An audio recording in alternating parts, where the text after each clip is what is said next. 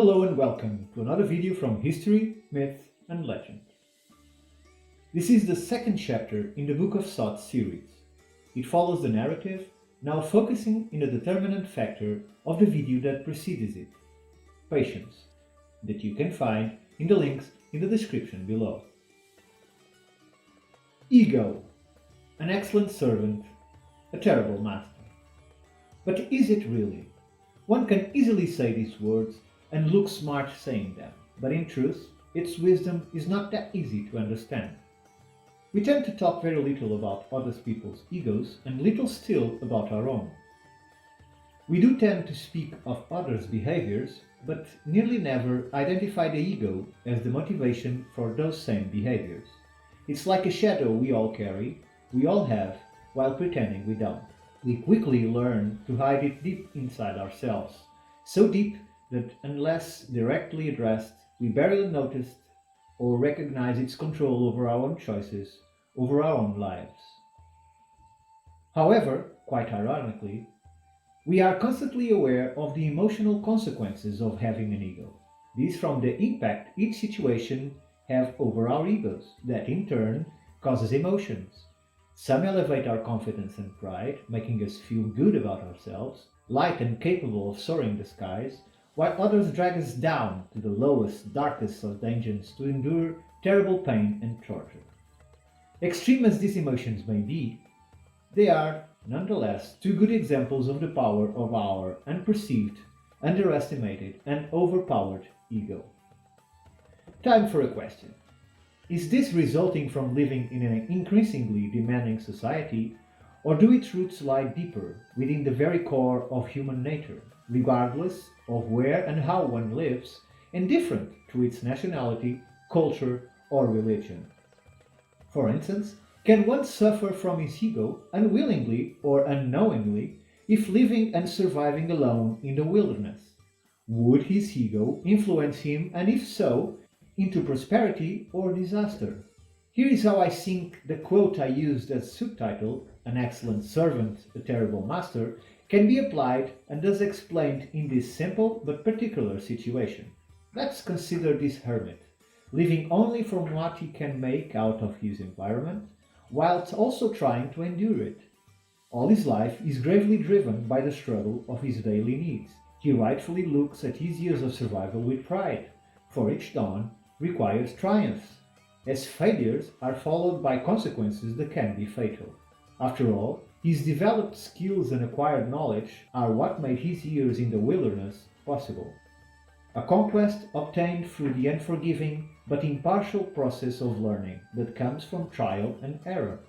This allowed him to discover many useful things, to endure and overcome weather with shelter and warmth, and to keep hunger and thirst at bay with good strategies of foraging and hunting, all founded in his knowledge of the land. Consider that it was his ego, subconsciously of course, that gave him the drive to have the confidence to trust himself and in what he can do. This would then be the servant side of the ego.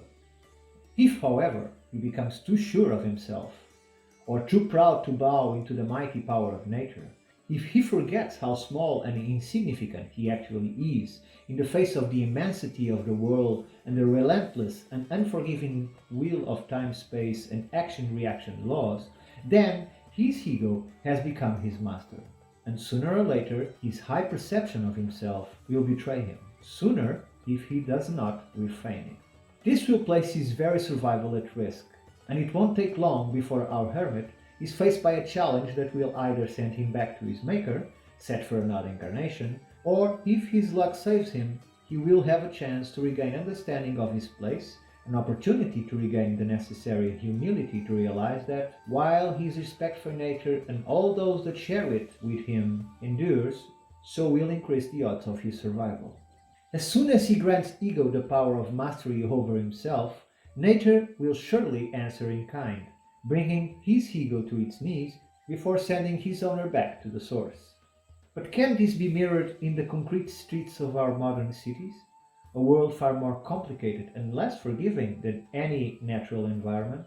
This said, and before we try to answer, I wish to add that I find it funny how most people tend to understand nature as a wild environment where everything is connected, where all life is interdependent, as if there was an invisible web, a matrix connecting each and everything to everything else, while bound to the movements of the planet itself, while it crosses the cosmos tugged by the sun, dictating seasons alternating between prosperity and disaster. And yet, when looking into our own society, it seems we see it as impervious to all those powers, oblivious of that all-connecting web. When looking into our world, we rarely experience such perception. On the contrary, we see ourselves and others as living within individual bubbles, along with our worries and desires that occasionally bump into one another. Moreover, in the curious inversion of meaning, we ironically made our cities more dangerous than jungles, where we are but hunter or prey to other humans. Sometimes the predator has a face, or many, others it remains hidden behind a government, a corporation, or even a religion. The weak are meat, the strong do eat. We grow with the understanding that nature powers can be mitigated, and that instead of skill and knowledge, family and money are the key factors to survival in a civilized environment. We have no apparent dependency or obligation towards others beyond that of our own parents while we grow and the families we generate ourselves afterwards. We are collectively fooled from birth to think all things granted, as if we were entitled to them by right. Most even never consider the importance of food and water, and especially to the catastrophic dependency on electricity until some catastrophe or strike limits our access to it. Because of how everything is constructed to diminish nature, under the constraints of a urban existence, humans within a city environment have a hard time to perceive that there is an undecipherable thread that connects all creatures to the planet to the star, and the star to the galaxy, and so on. We even see ourselves as strangers while sailing through society and its vast oceans of loneliness, interrupted here and there by the friendly faces we try to keep in our lives. Within our relations, some we love, some we need, some we desire, some we envy, and some we hate. It is in that very moment, when we as an individual are first confronted with these emotions, that we create our ego. Sometimes we allow it to take hold of us. It can take us to such dangerous lows when it gets crushed by some other's ego. It can lead as far as into suicide. Otherwise, if inflated to the point of unbridled vanity and self-adoration, it can also be catastrophic for oneself, especially for those that foolishly follow such ego into self-destruction. But as for the question, can the hermit's predicament, the ego versus survival relationship, be mirrored in the concrete streets of our modern societies? To me, the answer is no, it cannot. This because the laws of nature, universal as they may be, do not apply in a city environment, a place where not all is just or earned, for they are superseded by other rules like status, influence, and education. So how to deal with one's ego? Well, let's make it easier to answer this by first gaining understanding of what the ego is. Ego in itself, luckily for us, is but a construct, but one that we cannot get rid of. It's a veil separating the actual self and its morphed projection into others. This is produced by the difference between what we really are and what we want others to think we are. We were taught to think and act according to the recognition of a well-learned scale of power, and thus most of us act and seek differently towards those we consider our betters, those we reckon of equal power, and those we consider beneath us. But this is not as linear as it may seem, since this also happens not out of our interpretation of others' power, but out of our need-driven theatrical acting. This when dealing with other egos that, thinking highly of themselves, expect a certain type of submissive conduct, or they will be easily hurt to our disadvantage. Near all our human interactions are dictated by these values of power, worth, need, and desire. It's not a world of what is just or right, nor it is a world of equity and equal opportunities. It's a play where egos and their expectations and fragilities are in a constant uproar of anxiety. The culture we see is not the culture of the I, but the culture of the ego. We learn from childhood to control and master our emotions, by seeing their impact on others and the power, or lack of it, to have what we want, and later to fake these same emotions in order to achieve our goals. We then grow to see that such tricks do not work in the real world, outside our relations, especially after some age threshold has been crossed. Those who fail to do so, even some born to healthy families, will find others not so eager to bend into their will, and the world a cruel, vile place. Therefore, our predicament is to find a balance between ours and others' egos. Some are able to do it better than others, but to my experience, the better the understanding of one's intrinsic value, the better we endure and tolerate the excess of others. To know and accept oneself, to understand it and allow it to grow and evolve, eases the task of keeping the ego under control. Ego has the terrible power to stop oneself experiencing life, as it conceals it under the illusion created by one's expectations and the resulting gratification-driven behavior. Most that awake to this problem follow a common path, although futile, towards its solution. They set their minds bent on getting rid of their egos. However, to the likeness of desire, the best one can do to abolish it is to desire not to desire. Something that, as Alan Watt brilliantly explained, is like a dog chasing his own tail. One can waste a lifetime in search of such grails. The solution, then, is to let go. After all, in the end, it's but a futile struggle, since one cannot get rid of himself. We might not be able to get rid of desire, like we cannot destroy our ego. But the good news is that neither of them exists. They are nothing more than a thought, a perception, a self-made illusion capable of tricking even ourselves with ease. Real or not, the point is that we will never be able to dismiss it. What we can change, though, once we dispel the illusion, is to accept ourselves for what we are and what we are capable of. Changing our perception of our real self will change our ego's power over ourselves. To be or not to be, that is indeed the question. Release yourself of judgment, either towards yourself or of others. Turn instead to contemplation, to understanding, focus on compassion. Embrace life at its simplest, and you will see that life, what you previously saw as a chaos dictated by chance, it's but a higher level of organization, one you will then be able to understand here and there and marvel before its poetic irony. You will then start to see yourself and others for who you and they really are. Close your ears to what society expects of you and begin listening to your own expectations for yourself. Let your emotions flow through you, raw and unadulterated by filters of social conduct. Find who you are and what you want. Use your morality and judge it. Become self-aware. Stop living by the 4 or 5% of the residual consciousness of the brain and start living by the 95% of your true self. Make constant use of self-analysis, and by knowing yourself, you will cease to be the passenger and start being the driver, and gain control over your biosuit, your body. Once this is done, you will be able to see others in a completely different way. While for them, their illusions are still strong and successfully masking their true self, you will see them as they are, unveiled, naked. Their frustrations, their desires, their strengths and fragilities, no longer hidden from your perception. And with this understanding lies the power to revolutionize your world through the power of love, empathy, and compassion. Unfortunately, these abilities can and are used for egoistic and destructive purpose also. While grounded in the social interactions of a materialistic-driven world, our senses are dulled and used as tools of cause-effect in order to control behavior. This is now so deeply rooted in the world's societies that for most it requires a near-death experience for them to start living.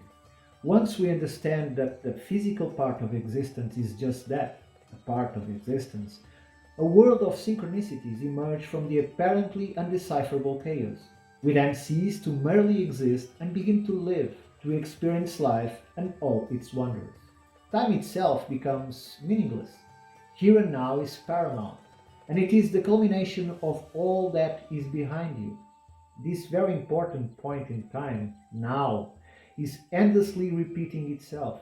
The present, the moment we have to learn and add to our experience, the moment where we can use all past experience to create the future we want to see, feeling oneself and others more than seeing. For the eyes often deceive us, realizing that, to the likeness of our hermit's environment, whether wilderness or city center, all is connected. We are all in the same cosmic game, creating our own future. So, to stop the illusion, we must first change our consciousness. We must recognize that the I wishing to improve itself is but the I attempting the improvement. It is not so much a physical matter, although body language has a relevant role because it lies entwined with desire. It's a matter of appreciation for this reality and its possibilities and of one's real self, the spiritual self, thus gaining control of your avatar. Use your ego as an engine for motivation for all that is virtuous. Let love be the emotion that guides you. Sometimes a simple smile goes a long way when given to a stranger passing by. Try to be aware of your responsibility as a powerful being on this planet. Keep in mind that because everything is connected, all your actions have consequences that sometimes can change entire timeline of events. A wise man once said in respect of the I and the ego, "You cannot get hold of it, but you cannot get rid of it either." So, under such predicament, change how and what you care for.